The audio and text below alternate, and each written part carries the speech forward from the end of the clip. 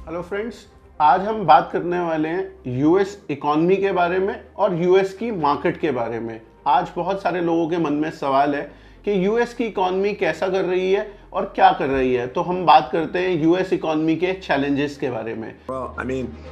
When you have inflationary recessions, which is where we are, the concern yet again is about the Fed. और सबने यही कहा कि एक महीने की इन्फ्लेशन हम नहीं देखने वाले और ये हायर फॉर लॉन्गर रहने वाला है।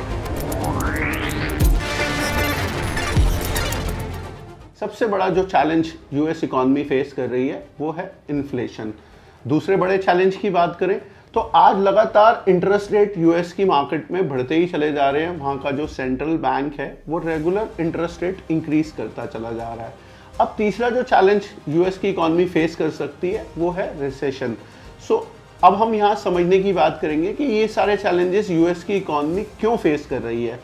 इसका सबसे बड़ा कारण है कोविड के दौरान जब पूरी इकॉनमी स्टिल हो गई यूएस की, तो वहाँ की गवर्नमेंट ने और सेंट्रल बैंक ने बहुत सारे पैकेजेस अनाउंस किए और बहुत सारी करेंसी को प्रिंट किया। अब वो जो करेंसी थी वो लोगों के हाथ में दी गई और लोगों ने वहाँ से एक डिमांड क्रिएट की।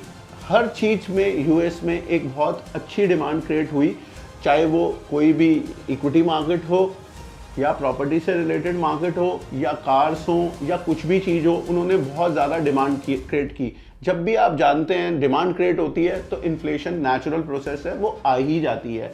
अब इन्फ्लेशन हाई हो रही थी, एक और चैलेंज आया जो कि लड़ाई हुई यूक्रेन और रशिया के बीच में, जिसका सप्लाई साइड पे भी इम्पैक्ट हुआ और एनर्जी पे भी चैलेंजेस आए। तो उससे सप्लाई साइड इशू आने की वजह से थोड़ी सी इन्फ्लेशन और बढ़ गई। उस पॉइंट ऑफ टाइम पे फेड गवर्नमेंट को और यूएस गवर्नमेंट को समझ में आया कि अगर इसको अभी हमने रेक्टिफाई नहीं किया तो ये चैलेंजेस बहुत बढ़ जाएंगे और 2008 जैसा क्राइसिस देखने को मिल सकता है। ये एसेट बबल्स में क्रिएट हो जाएगा। इस वजह से उन्होंने वहां पर इंटरेस्ट रेट को इंक्रीज करना शुरू किया और अपनी लिक्विडिटी को स्क्वीज करना शुरू किया। तो अब हम समझने की कोशिश करेंगे कि जो यूएस की इकॉनमी में हो रहा है उसका इम्पैक्ट क्या रहा मार्केट के ऊपर। तो हम एक एग्जांपल से बात करेंगे। एग्जांपल लेंगे नैस्डैक का, जो कि एक इंडेक्स है, जैसे इंडिया में एक निफ्टी इंडेक्स है। अगर आज हम नैस्डैक की बात करें तो नैस्डैक ट्रेड कर रहा है 11,039.47 पे।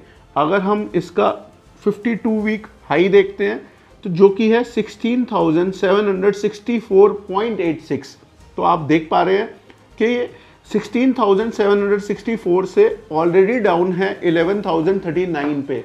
जैसा हमने आपसे बात की कि यूएस की इकॉनमी जो भी प्रॉब्लम्स को फेस कर रही है वो ऑलरेडी प्राइस्ड इन है मार्केट के अंदर। अगर आप नैस्डैक के नंबर्स देखते हैं तो वो एक अच्छे अमाउंट से ऑलरेडी डाउन है। ऐसा कुछ भी नहीं है जो हम लोगों को मालूम है और मार्केट को नहीं पता है। तो मार्केट ऑलरेडी डाउन हो चुकी है। मेरे अकॉर्डिंग अभी डरने की या घबराने की कोई ज़रूरत नहीं है। बहुत सारे ऐसे हमारे इन्वेस्टर्स हैं जो नैस्डैक में या टेक्नोलॉजी रिलेटेड स्टॉक्स में ऑलरेडी इन्वेस्टेड हैं। मेरी उनको सजेशन रहेगी कि आप इन्वेस्टेड ही रहें। This is not the time to sell. और अगर आपकी SIP चल रही है तो उसको कंटिन्यू रखें, उसको चलाते रहें, बिकॉज आने वाला समय यहाँ से कुछ बेहतर ही दिखता है।